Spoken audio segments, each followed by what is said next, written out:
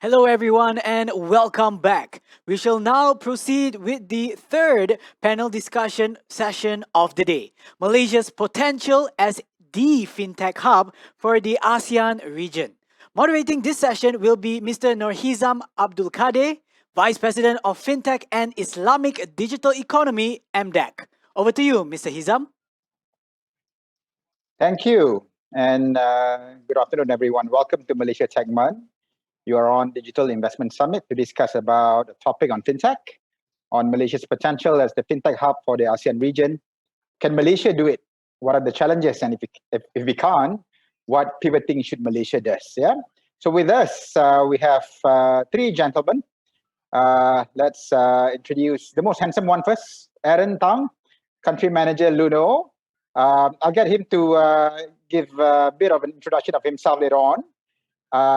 And equally handsome, Robin Liew, CEO of HelloGold, and Han Liew, the co-founder and CEO of Ringgit Plus. Yeah, maybe we'll pass it over to Aaron to get him to do a bit of an introduction. Hi, thanks Hizam. So my name is Aaron. I am the country manager for Luno Malaysia. For those of you who may not know Luno is a digital asset exchange which is registered by the Securities Commission, and we make it safe and easy for people to buy, sell, store, and learn about digital assets and cryptocurrencies like Bitcoin.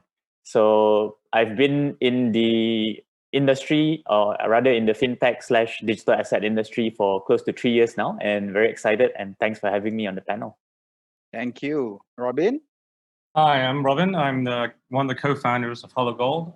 HelloGold is a fintech that was started in Malaysia with one of my co-founders with the ambition to create financial products that are affordable and accessible to everyone in the country. And we started off with gold. Just by way of background, I'm one of the guys that believe that Malaysia can make it. I hope so, because I came back from England in 2015 to do HelloGold in Malaysia. Well, we'll get to that actually. You know, I think you stole my my question. Sorry. Han. Hi, afternoon everyone. Hope everyone can hear me. My name is Han. I'm a co-founder and director here at Jirnexu. The people in Malaysia will know our Malaysia business unit a bit more, ringgitplus.com, Malaysia's largest financial product marketplace and aggregator. So we served over kind of 1 million customers in the last 8 years since we've been around.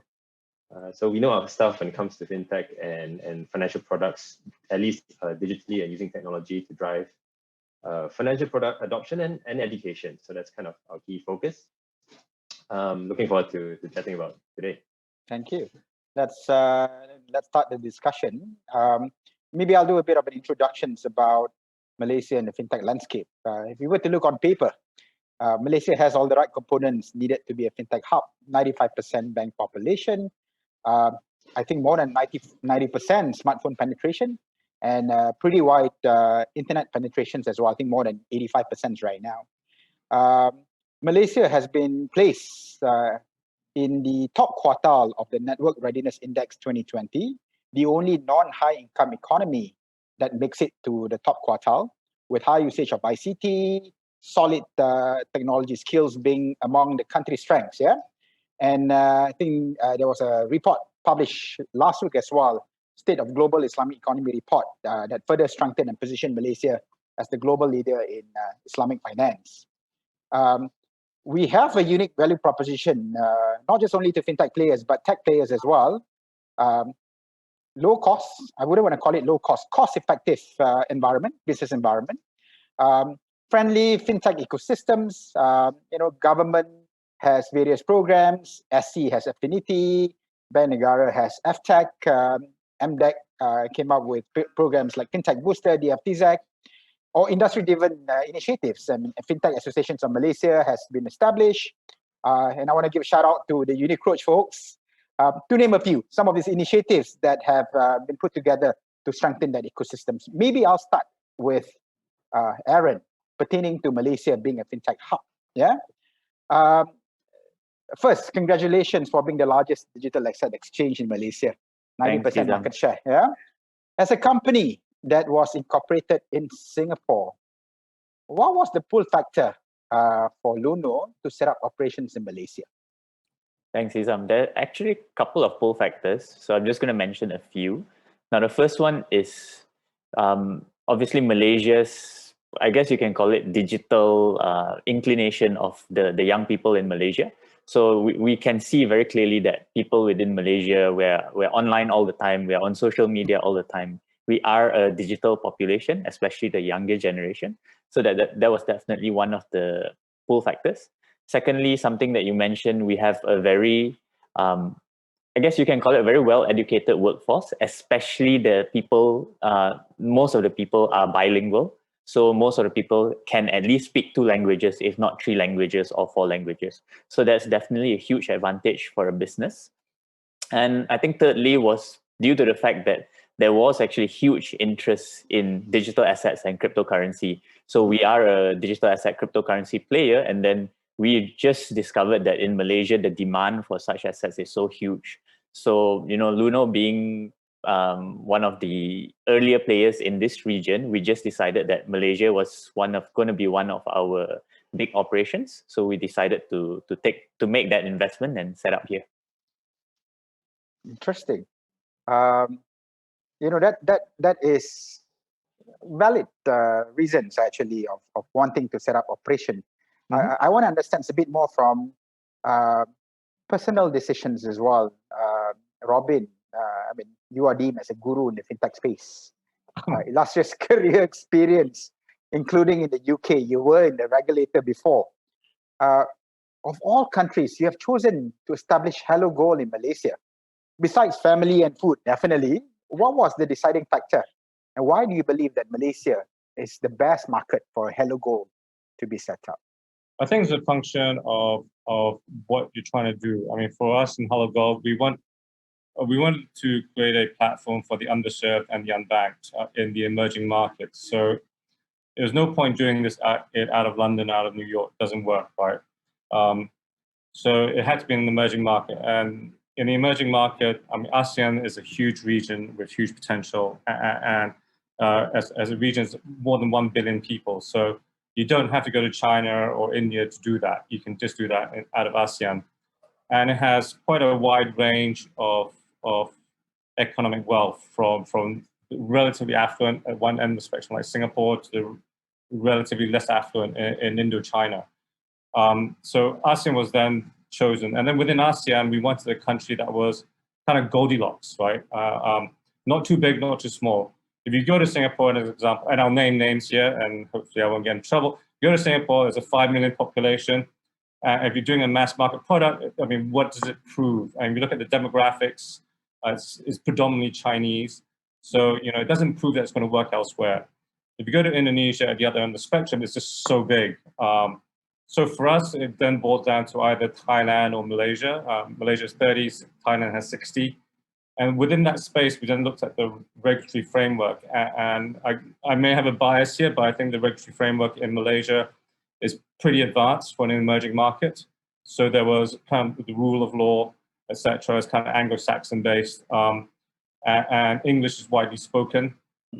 And more importantly, from a demographic perspective, you have a pretty balanced population between Muslims, Chinese, and Indians, so that you can kind of read across. If it works here, it will work in other Muslim countries, it will work in others like Chinese-type countries and other South Asian countries. So, for us, I think it holds true. And we've been here for 3 years now. Malaysia is Goldilocks for us, and it kind of works for what we're trying to do. Yeah, I like the Goldilocks analogy. And I've said it I think to some of you guys as well, that Malaysia sometimes suffers from being a middle child, stuck in this middle child syndrome, of being a market that's not large enough as compared to Indonesia, and may not be fully sophisticated from regulatory and compliance as compared to Singapore. Again, questions to you, Robin, following to what you've said earlier. How do you communicate and amplify that Goldilocks and that middle child syndrome advantages that we have? Because if it were to be a company, I was just on a call with an equivalent of MDEC from India this morning, and they are not really aware of those opportunities. Well, I think it's just playing to your strengths. I mean, I think it also depends on what kind of tech player you're talking to, right? So I think if you're talking to a tech player that's focused on selling products and services to banks or to high net worths, I mean, Malaysia may not be the right place, right? But for a mass market retail product that you want to start, you have to start somewhere. And unless you're Indonesian and you know the Indonesian landscape, you know, if you're coming into ASEAN, there are inherent advantages coming into Malaysia because English is largely spoken. A 30 million demographic will give you proof, at the very minimum, proof of concept. You still have to scale outside Malaysia to get to where you need to go. So Malaysia isn't the end state. Whereas, I mean, in contrast, if you hit Indonesia first, if you succeed in Indonesia, I mean, you kind of made it. But if you want to be a pan ASEAN play, Malaysia gives you that kind of that pretty irrefutable proof of concept that you can make it work in a 30 million demographic country. I think it's language, skill set, regulation, all these things matter. But I think, you know, depending on what the tech startup's trying to do, Malaysia may not be right. I mean, I think retail, anything that's retail driven, mass market driven, we're in a very, very good place. Yeah, so it's almost Malaysia becoming a launch pad and being a test bed before it gets scaled to ASEAN. Yes. All right. So on that topic, Hann, Jirnexu is probably the most funded fintech players in Malaysia. Can you share with us how Malaysia has helped you in achieving your vision, right? Being one of the most funded fintech company, as well as your vision using Malaysia as a launchpad to become a prominent fintech hub in ASEAN. And you already have presence in some markets in ASEAN right now, I believe, right? Tell us more about that. Sure. I guess most funded if you don't count the government-linked ones. But yes, I think look, like we started in Malaysia, right? And I mean, I sort of agree a lot with Robin and disagree a couple of points on what he said. Malaysia is Goldilocks not just because of the size, right? It's not just the size, right? If you think about it, if you've got a problem, I mean, we set the scene, right? ASEAN itself in the fintech space, as opposed to e-commerce or ride-hailing, things like that. In the fintech space, ASEAN is very heterogeneous, meaning things are different. Regulatory systems are different, problems are different, right? And Malaysia actually is not just a launchpad, but it's the best place to start because we've got kind of the Klang Valley, very similar to Singapore, highly banked, highly serviced, lots of infrastructure, both digitally and financial infrastructure. Outside of Klang Valley, you start going to looking like the rest of ASEAN, right? Sometimes lack of infrastructure, sometimes lack of service, sometimes lack of capability to actually reach these people. Logistical challenges, you know, we're on both sides of the South China Sea. You can imagine the kind of problems that the likes of Indonesia and the Philippines face. We have, you know, the places to test these kind of things. So if you can solve a problem for Malaysia as a whole, right, you can generally look at, you know, solving it in the fintech space for the whole ASEAN, right? And so you mentioned Goldilocks, or Robin mentioned Goldilocks. I like that very much. It's not just Goldilocks, right? It's the place where you can solve for whole of Malaysia, you can solve it for the whole of ASEAN. The language thing helps too, but I explain why, right? It's not just the fact that we're multilingual, right? It's the fact and that we're cost competitive and we're English, I go say English capable, right? So there's a lot of talent potential, but also like if you're building a digital product across the 3 key languages in Malaysia, the 3 big ones, right? Malay, English, and Mandarin, you've got a Romanized structure of building a digital product, and you've got the capability for digital products in characterized language, non-Romanized, right? Which again starts to help you in the countries like Thailand, Indochina, right? And the Romanized ones helps you in Indonesia, Philippines. So you've got this whole tremendous, not just a place to start from, but a place to solve everything you need to solve first before going out, right? And most people don't realize this, but the majority of the large kind of regional, prior to 2018, large regional businesses, at least on the B2C side, were very heavily Malaysian. You're talking about the iProperties of the world, the JobStreets of the world. They were very heavily Malaysian in terms of their revenue and profitability. So you would not just use it as a springboard, but you will make money here, learn everything you need to learn here for not that expensive from a talent cost-based perspective. And then you've got all the building blocks to scale regionally. So I think, there's a lot of things we can do better, and we can talk about that later. But like, we've got a lot of structural advantages which we really need to take advantage of, and that's where, so that ties into the vision, right? We Got it. We're very focused on Malaysia. We've been here 7 years. We've started to be in a couple of other places, but we're very focused here because we believe we haven't really solved Malaysia as a whole yet. We need to do that, and we'll be so ready to tackle the rest of the ASEAN after that. Got it. And before you wrap up your response, you said that we are still not fully complete in Malaysia, right? But I think you probably would have all the right ingredients. And I'm leading to a question sent to you, Hann, right? So the audience has submitted a questions on whether Jirnexu will consider venture into the digital banking space.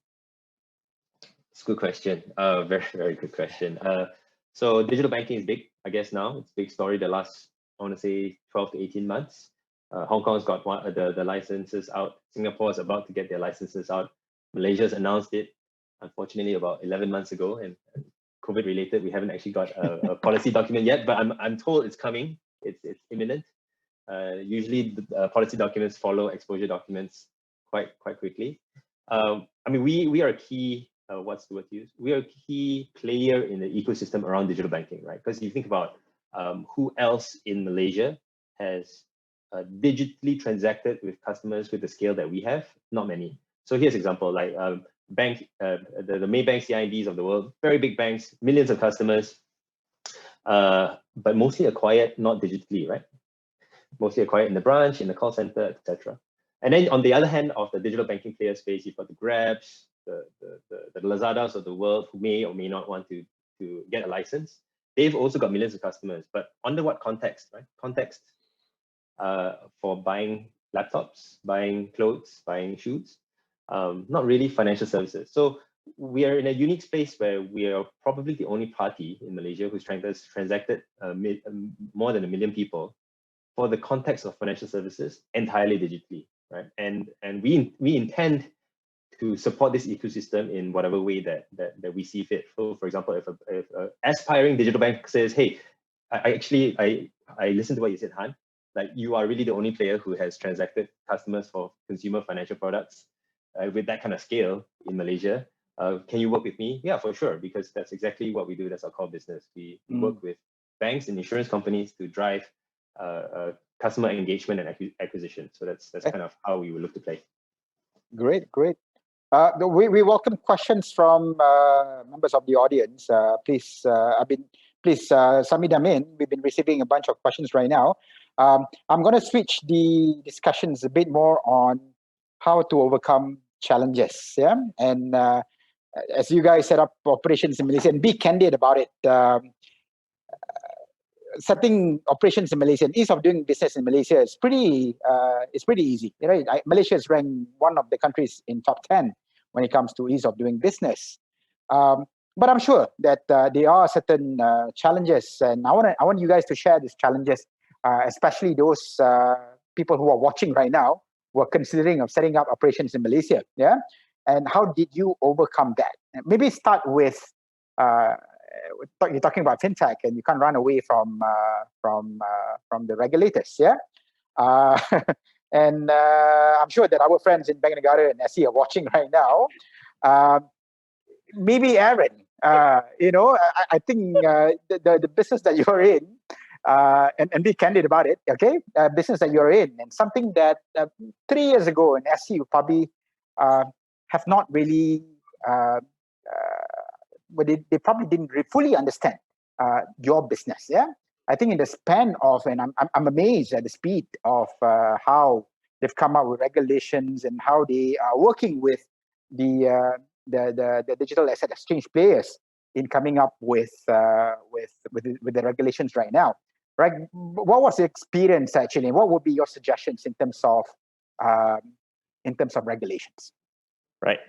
So just taking a step back, if we look back at 2017, let's look at December 2017. That was when actually Bitcoin was on its epic bull run, reaching its all-time high. We still haven't reached that stage, by the way, just waiting now. But Okay. you know, It's a good time to invest still, yeah? tricky area to step into, Hizam. So I'm gonna Insiders information. I'm gonna sidestep that question. But yeah, December 2017, crazy time. The price of Bitcoin was at an all-time high. I'm sure those of you who've been in the space for pretty long, you will realize that that was the moment where actually Luno actually had an issue with our bank account. So that whole exodus happened, not exodus, that whole issue happened. Basically, at that point, the bank that we were working with, they basically were not comfortable with the business of digital assets. So they decided to say, okay, we're just gonna to freeze this account temporarily. Now, thankfully, after negotiation, etc., etc., it took us a couple of months, but all the customer deposits were then subsequently returned to the customers who requested them. That happened over a couple of months. So that was 2017, early 2018, and I would like to think that that particular incident happened because there was no regulatory certainty around the space. Like the banks are asking themselves, like, you know, what are these digital assets? Why is there suddenly a huge amount of money in my bank account? Whose money is this? You know, is it legit money? So all these questions were there, and I think basically most of the banks decided that no, you know, this is a risk that we're not going to be willing to take. So they said that no, we're just going to freeze. And you can see that from the period of December 2017 until the period of October 2019, that's almost 2 years. That's almost 2 complete years. Malaysia was kind of operating in this space where there's no actually regulator approved digital asset exchange. So there are like some small startups running peer-to-peer operations. There are some people sort of you know, trying to skirt around the regulations, like not telling the banks like what business they're actually doing. So all this was happening. But I think long story short is that it was a long journey, and the fact that Malaysia has actually acted very quickly. The Securities Commission came out with their regulations in January 2019, and then we obtained approval to start our operations in October 2019. So there was still about a 10-month period there to obtain approval and things like that. But I think it went pretty fast. And then since then, we have been able to operate freely, working under the regulations. So yeah. I Sorry for the remember, long I think story. it was Yeah. about 2 years ago when a bunch of crypto players had an interesting debate with SC. You know, I was having conversations with SC on this. You know, how it has led to something that is, I would like to call it a peaceful agreement. I think it's really interesting to see how something that can be deemed as controversial has now become mainstream. Yeah. So speaking about that, I have a questions for Robin. Let me pull that question out. That still very much it circles around regulations as well. And this is a question from the audience. But this is a bit more on the current uncertainty of economic condition. People are still skeptical with investment and spending in general. Yeah. HelloGold, right? I know that you are promoting one of the most affordable, if not the most affordable investment platform. You know, my team has always been telling about, hey, you know, you can invest in HelloGold for RM1. Yeah. What would your advice be and to move forward in investing, or should they be exploring, you know, with this digital financial investment platform, or just save it in traditional businesses like fixed deposits? Okay, so so first of all, it depends on who that person is, because depending on whether you are, you know, a tycoon, you know, travel first class, private jet, business class, or whether you travel on a low cost carrier, really depends on the answer to that question, and also whether you are an emerging market or a developed market. So, for the purpose of this, I'm going to assume you are one of the 80% of Malaysians in Malaysia. And this is the reality, right? Everyone that's working in Malaysia contributes to EPF and to all kinds of statutory contribution, statutory funds. And then if you're Muslim, you have option into PNB and Tabung Haji, which gives you effectively, whether you like it, a long equity position in Malaysian equities, right?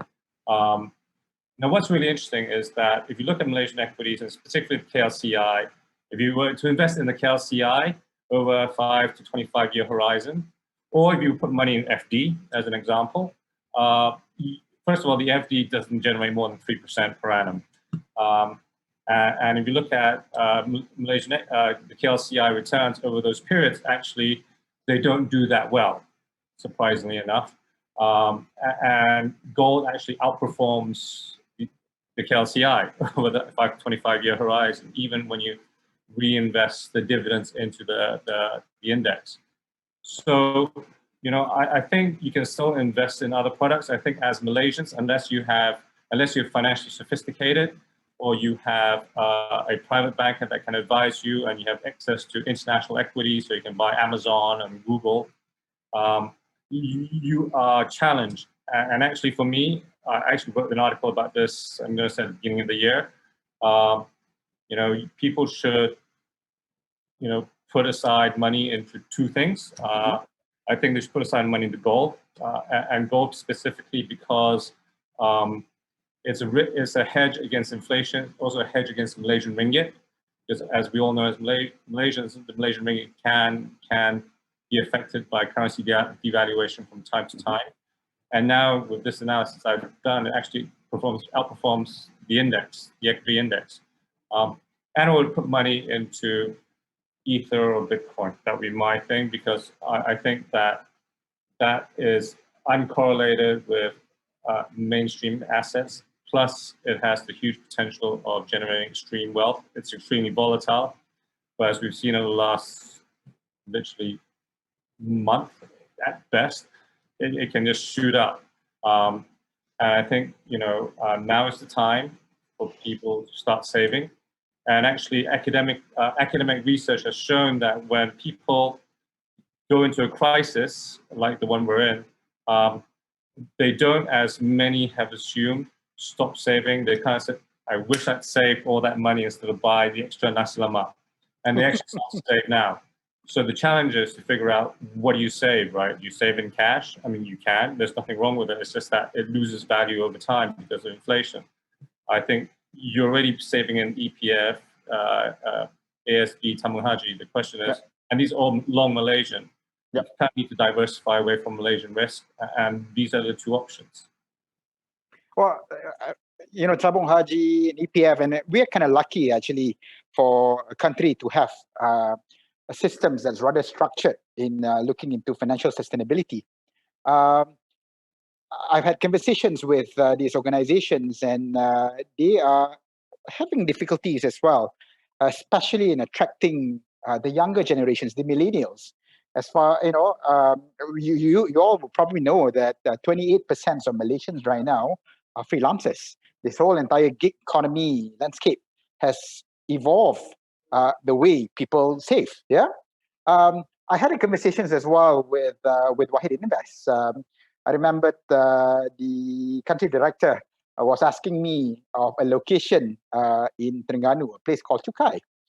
And I said, why? I said that, you may want to go down a bit down to Cherating, and that's even more interesting. But, the point I was making was people especially the younger generations, these millennials, even in tier 3, tier 4 markets, are looking at alternative ways of investing. Do you see that happening with HelloGold as well?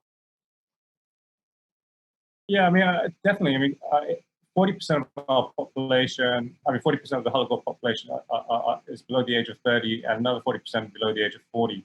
So the bulk of our population are millennials, and typically they invest about 80 ringgit. Having said that, from a geographic perspective, we still have a skew to the West Coast rather than the East Coast. And we're still predominantly male. So we still have issues in terms of moving, as Hann said, to the areas like East Coast and less developed areas, and hopefully the stuff that we're doing with MDEC will help us sort that out. But the other thing that we have a big problem is that I don't know why, but women, we have a disproportionate number of males on our platform, which is kind of weird. We thought that we would have a relatively equal demographic, but that hasn't happened. Interesting observations, interesting findings actually. Han, you probably deal with, no, you are dealing with a lot of banks. That's your platform through Ringgit Plus, which means that you're also dealing with the regulators. And switching back to the regulatory questions, your thoughts on what are the views? Do you think that Bank Negara Securities Commissions are ready in really pushing fintech as one of the priority agenda for Malaysian financial services? Are the policies and guidelines in place to scale fintech in Malaysia? Your view? My view is very simple. Just a bit of background for everyone. Like at Ringgit Plus, we deal with both Bank Negara and the SC. We're regulated by Bank Negara as an insurance broker. They call it the Insurance and Takaful Aggregator Framework, I think. And on the SC side, in terms of how we're giving consumer financial advice, so it starts going into kind of financial planning. I am a certified financial planner, even though Jirnexu is not yet. But across both regulators, what I'd say is two things. The first is that they are very well respected and for good reason, right? Which is lots of focus on systemic risk, lots of focus on managing that and making sure that our entire financial ecosystem doesn't come crumbling down because of one bad actor or a few bad actors. So for me, that's the most important thing to keep in mind, which is if you have a very loose regulator, but they lose sight of that systemic risk, then the entire, not house of cards, but the entire thing comes crashing down very easily. Mm-hmm. Having said that, like my experience with both of them have been they're extremely open to innovation because they feel that the existing players within the actors, existing actors, very well-behaved actors within both ecosystems or all three ecosystems, banking, insurance, investments, very well-behaved, but not sufficiently innovative. So there are teams, you mentioned Affinity, you mentioned FTEG, it's actually more than that, right? It's across, that kind of innovative mindset goes across the institutions. So in Bank Negara's case, it goes beyond FTEG into the consumer market and conduct department, goes into the policy department around how do we create policies which drive innovation. So the openness is there. The only thing I would say is they take their time, right? And if you want to come into Malaysia as a regulated entity in the fintech world, you've got to be prepared to for them to take their time to assess the level of innovation and the risk to the entire system. I think there's no two ways about it. If they're not thorough about it, they can be quicker, I think. But if they are not as thorough as they are today, I think that presents risks to our systems, right? The only hope is that they go faster while remaining thorough. I think that's the hope from kind of a fintech mindset. So the intention is there. They do take their time, but for good reason. Yeah, I guess it takes two to tango as well, and ensuring that while you are in need of Bank Negara's and SC's intervention, you need to come prepared and ensure that your solutions are well ready in place to support the needs of the regulators. Yeah, a bit of a shout out actually, a bit of self advertisements as well, especially for early stage startups who are interested in coming into Malaysia. There's a platform initiated by MDEC called Fintech Booster, www.fintechbooster.com.my. It's a collaboration with Bank Negara to support these early stage startups in understanding regulatory and compliance. And we're working with 6 partners right now, certified by Bank Negara, in helping them to maneuver the regulatory and compliance needs of the regulators. Switching back to questions from the audience, and this one is on talent. Yeah, and I'm opening it up to 3 of you. At the end of the day, you guys run an organization, you guys run businesses. You need people, right? To be a hub of ASEAN, I think talent is super key. How do in the business of fintech, you would need people who understand both technology as well as finance, the world of finance. Yeah, how do you nurture and how do you find this talent to support your growth? Who wants to take this question first? I guess me. Okay. I think a bit of background. I mean, we grew from 2 people 8 years ago to just under 200 today. On the back of kind of two key mantras, right? Which is significant local talent, interspersed with specific skill sets that we struggle to find more so in Malaysia from abroad, right? And we don't really wrong word to say don't really care, but like we don't discriminate against any single country. So we've had people from Tanzania, Syria, Russia, to just name a few, sitting in Jirnexu at any given point in time. And it's a really key purpose here, which is how do we make sure we find the skill sets that we need locally, right? And for the ones that we aren't easily able to do so, right? How do we make sure we bring in the right talent to not just add value to the business, but to start training up the kind of local talent. So what we see is, foreign talent, they come in, they stay a few years, they may or may not like it, they leave. But hopefully in that time, you've benefited from their talent, not just in building a business, but in training up the next generation, right? And we've seen that time and time again happen at Jirnexu. And for me, that's the what's the word to use? That's the kind of ethos that we had as we use scaling. So do not put any arbitrary barriers around talent. You start locally because it's easier. You just go on Job Street and lots of locals come in. And if you struggle, you can find from abroad. And that's where, I get kudos to the MDEC for helping create those programs that allowed us to do that quite seamlessly. Right? I think that's the key. Being able to identify talent gaps and filling up with people from abroad to do those two things, help your business, but also train the next guy. And taking from what Hann said, MDEC does provide a platform. This is allowing foreign skilled workforce to come and join the ecosystems in Malaysia. And there was also a questions with regards to the need for joint partnerships for any foreign companies that sets up entity in Malaysia. Malaysia is probably the very few countries in South Asia that allows 100% foreign ownership. And I believe that Aaron would be able to attest to that. Actually, you don't need a local stakeholder or local shareholder for that matter, and you would then be able to set up an operations as seamless as possible just by setting up an entity with Suruhanjaya's Syarikat Malaysia, with SSM. All right, Robin. HelloGold is a Sharia compliance company. And you're targeting, and you mentioned earlier about being targeted and looking into audiences that would have bigger opportunities for you in Malaysia. Malaysia has always been known as a global leader in Islamic finance. In your perspective, how can we leverage more? How can we encourage and attract more fintech companies to be setting up in Malaysia? It seems that Islamic fintech is a level playing field throughout the whole entire globe. No one has claimed any form of leadership as yet, right? Where do Malaysia stand, and do we need any form of niche within this Islamic fintech agenda? My guess is that we probably do need to find some niches. I don't know what those are. I think the issue, this is like the millstone that Malaysia carries as a major Islamic finance hub.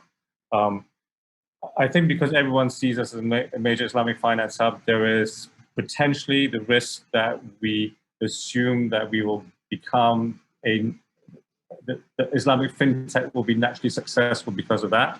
The reality is, as you said, is that from Islamic fintech perspective, it is a level playing field. I think with a few exceptions, like say Singapore, where they don't really focus on it.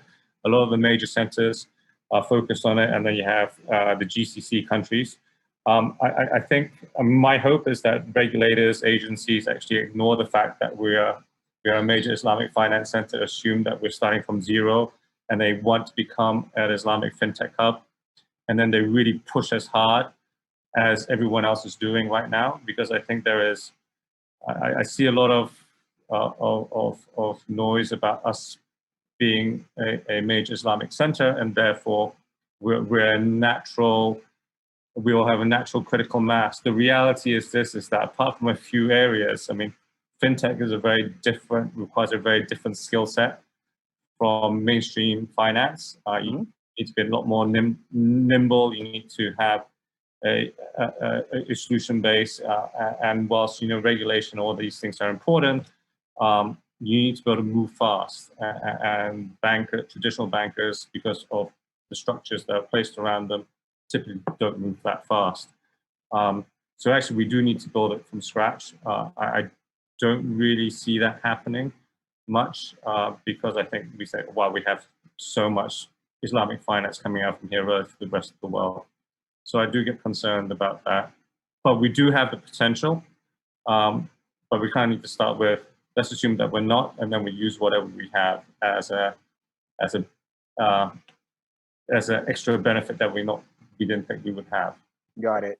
So we do have those advantages, but it may not necessarily be useful if we don't have the digital ecosystems ready. Yeah, I'll give you an example. Like 2 years ago, a friend of mine spoke to a CEO of an Islamic bank in Malaysia, and they talked about digitalization. They said, I have no budget for digitalization because, first of all, I got to generate more products, more customers, more profitability.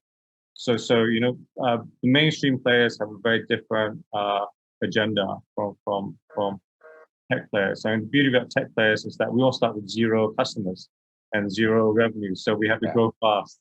Yeah. We've got to find our customers from anywhere, right? So we have an urgency that the incumbents don't have. But do you see the incumbents regarding you as competition? I mean, all these fintech players, you guys are a lot more nimble, especially in terms of customer acquisitions and getting into Islamic market a lot faster than them, yeah. And names like HelloGold, like you guys, Microleap, who else? Senang PKS, getting into Sharia compliance is not difficult. Getting into customers and something that you can do much faster as compared to the mainstream players. Do you think you see them as you competing with them? No. Look, the reality is this, and forget us, right? Just look at the challenger banks in Europe. Look at the challenger banks in Europe that garner a lot of headlines in terms of their valuations, etc.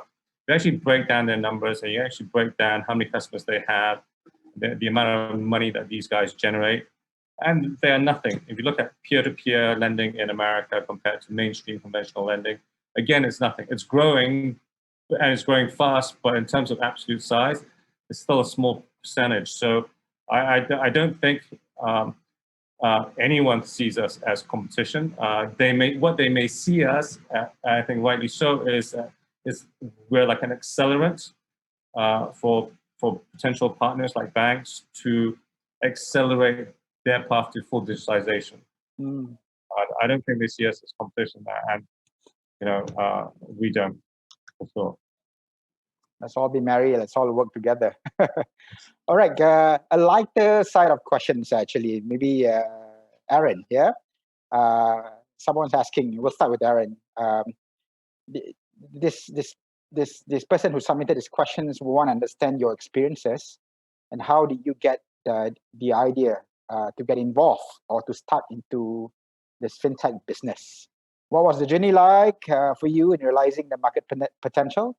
And how do you see it? Why do you want to get into fintech business to begin with? Aaron. Yep. Thanks for the question. So I've always been interested in technology since young. And I think somewhere in university is when I started getting interested in money and stuff. So actually the beginning part of my career was actually something totally unrelated. I actually spent most of my career in oil and gas industry. So I was doing stuff offshore, platforms, engineering, project management, all that. But this sort of technology and finance thing, I used to do it in my free time. And for me, the real sort of spark was when I started learning about Bitcoin. And it really broadened my perspective. I know we are talking about fintech, but I view Bitcoin almost like the moment which sparked my mind to the potential opportunities that wide distributed systems over the internet can do for people. So it was at that moment I was like, okay, I think that this is something really unique and potentially it could really improve the lives of many people around the world. So I actually got in pretty slowly. I bought my first little bit and I was just doing it like a hobby kind of personal investment kind of thing. But at that point of time, I was pretty fortunate because I think about 1 year into my journey, Luno was looking to expand into Malaysia. And then they were looking for people locally who could help them expand, who understood the market. And I so happened to be there. And then I took the opportunity, and that's 3 years now. So wow, I mean, you speak with a lot of passions. You know, your love for money and fintech business. Hann, as a founder. Yeah. I think my journey is a bit more straightforward, I guess, which is I was on the evil side, I guess. Hopefully no bankers on this webinar. I was on the evil side of life. I was an investment banker in my past life. All right. Almost 15 years ago. So creating all weird and wonderful things that caused the crisis in 07, 08. And got really tired of that, right? And decided to come home and do something, right? And coming home and wasn't sure what yet. So coming home to Malaysia, one thing I took for granted in the UK that I didn't see here at the time. Today, it's a lot different, right? But you're talking about 9, 10 years ago in Malaysia, where it wasn't that easy to access banking and insurance services digitally, right? There was less information like online catalogs and stuff, but you couldn't really access that information, right? Access the products itself, sorry, I should say, as well as get information on stuff. So that was a big driver to solve it. So, you know, a bit of finance kind of in my background, but also a core passion to go like, we need to solve this problem, right? And 9 years in, things are different today, right? You can access most banking products digitally. Education is still not quite there yet, but for me, I like to think that we were a big part in kind of driving that push, right? By creating consumer demand for banks, insurance companies to respond to that demand. Robin, you probably would have a lot more sharing with your illustrious experience. Because I'm so old. So yeah, the kind of penny dropped a long time ago, and I think, you know, in the 97, 98 financial crisis, I saw how ordinary people were most affected by something that they had nothing to do with. In the case of Indonesia, people died in the crisis. And coming out of the crisis specifically, I was a fresh graduate, came to the company I was working at then for an interview. And you know, in the course of the conversation, you know, she told me that her parents had saved up for her to go to Australia to go to university, but because all her money, and this comes back to the question, was sitting in a fixed deposit account in ringgit. After the crisis, that the amount in ringgit was still the same, except that it was worth a lot less in Aussie dollars, and she ended up at a different university locally. And I thought that it was fundamentally unfair because, you know, the parents had done all the right things. They had saved up instead of spent money for their child, you know, to get the best out of life, and because of things beyond their control, because of lack of access to the right kind of products, that child was no longer able to go to the university that they wanted her to go to, and I wanted to try and fix that. At that point in time, this was like in 2000, I didn't know what that was. And then, you know, 5 years ago, I was working in the gold business, and basically I figured out that this was a good way of giving them alternative to just local ringgit risk. So that was kind of the when the penny dropped. But if you asked me, how has the journey been? I would say that whatever people tell you about startups, it is twice as bad, 3 times as long. It is, you know, you're climbing a mountain every few months, and then you think you've hit the top, and then you look, oh damn, there's another bigger mountain ahead of you. It's incredibly challenging. I think but it is also incredibly fulfilling when you hit certain milestones, and you got to basically figure out how to enjoy those moments and then get back into the trenches and fight. I like that. So you guys have all shared your experience. Actually, what would be your advice for foreign fintech companies? And we do have a number of people who dial in from outside of Malaysia, and some questions that comes in as well in getting to understand how would foreign fintech companies entering Malaysian market, what would be your key advice?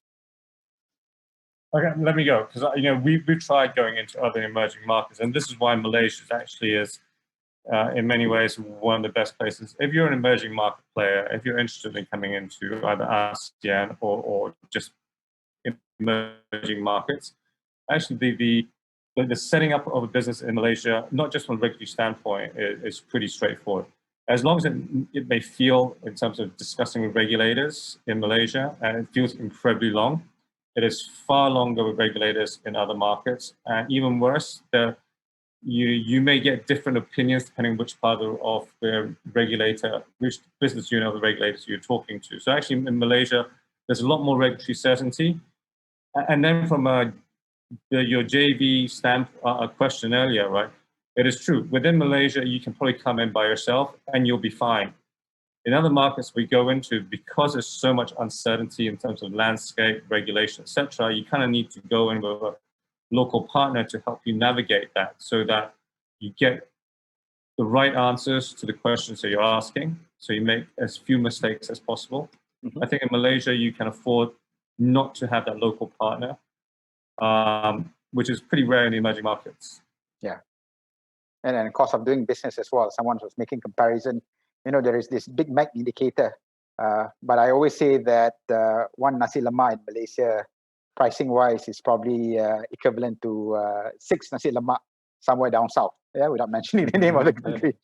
Aaron, I mean, you are a foreign entity set up in Malaysia.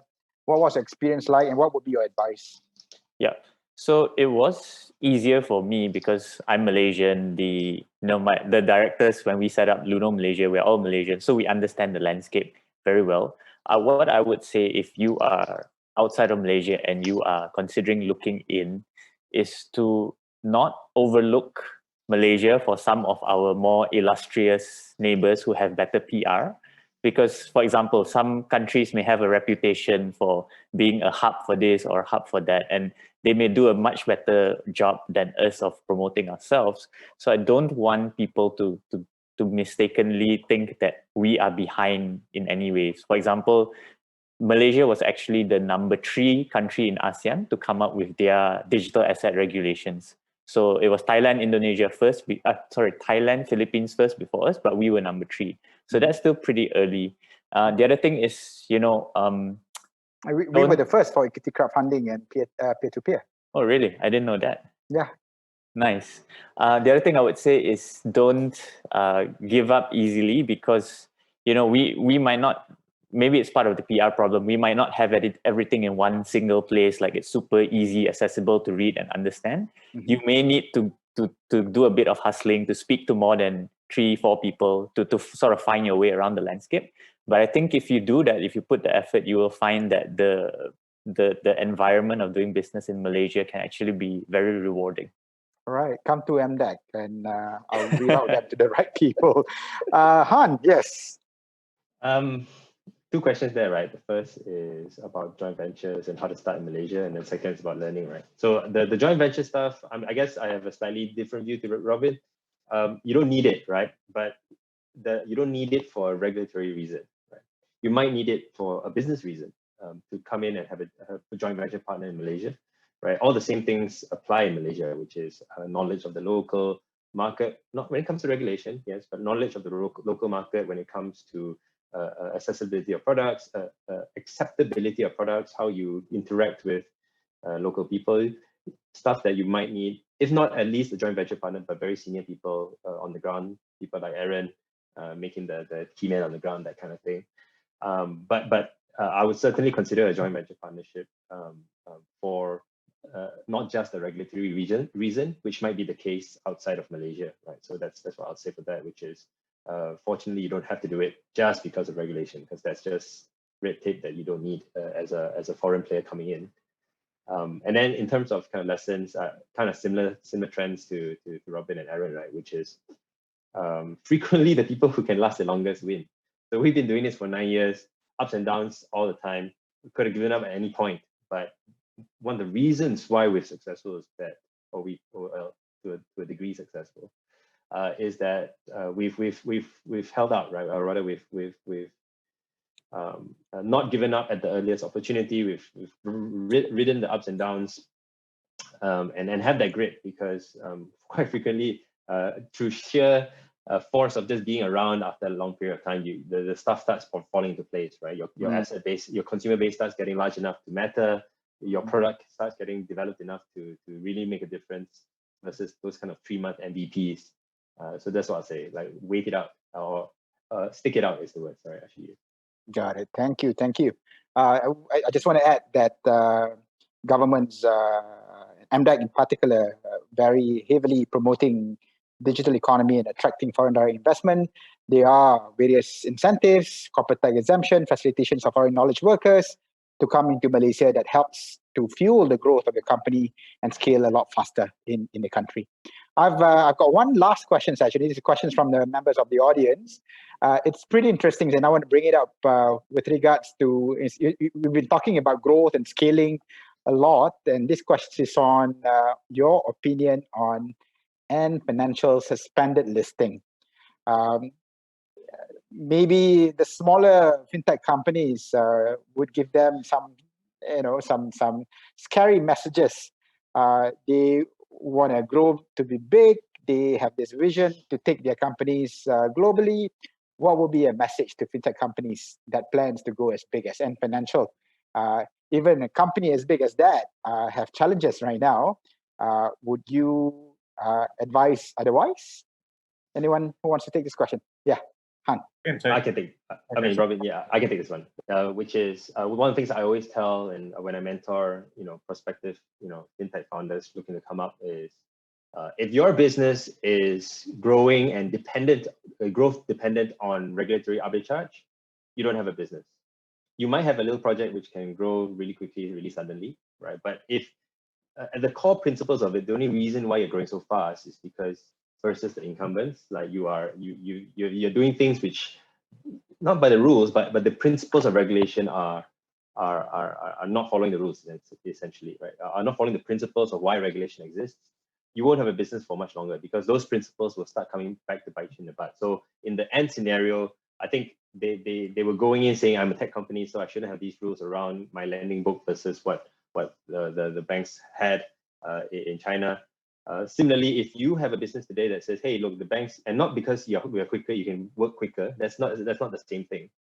But if you are not following the principles of why a regulation exists, right, you won't have a business for much longer, right? So you can go fast, but within a year or two, you'll start being big enough to matter to somebody who's looking at the issue. So for me, that's the one thing I say, which is if you are purely dependent on regulatory arbitrage, you don't have a business. Got it. Robin, you want to say something yourself? Yeah, no, basically, I mean, I agree. I think the other issue is that regulatory arbitrage, is always, I mean, the fact that it's regulatory driven means that at any point in time, the rules of the game can change, right? So, and if you're arbitraging rules, at some point in time, you're going to have to revert to the mean. I think the other issue at financial is it's a very China-centric problem. I think, so I don't think it applies to most companies that operate outside China. I think what's more of concern would be, for example, what happened to WeWork. I think WeWork is a far more of a wake-up call for startups than Ant Financial. I think Ant Financial is a very, I wouldn't say it's isolated, but it's a very China-specific thing where something was allowed to grow so big and to exploit that kind of loophole in regs. All right. Okay, I think we only have 2 more minutes. I won't be taking any more questions. Aaron, any last words from you? Yeah, I think we look forward to 2021. I think 2020 has been a pause year for everyone in some way or another.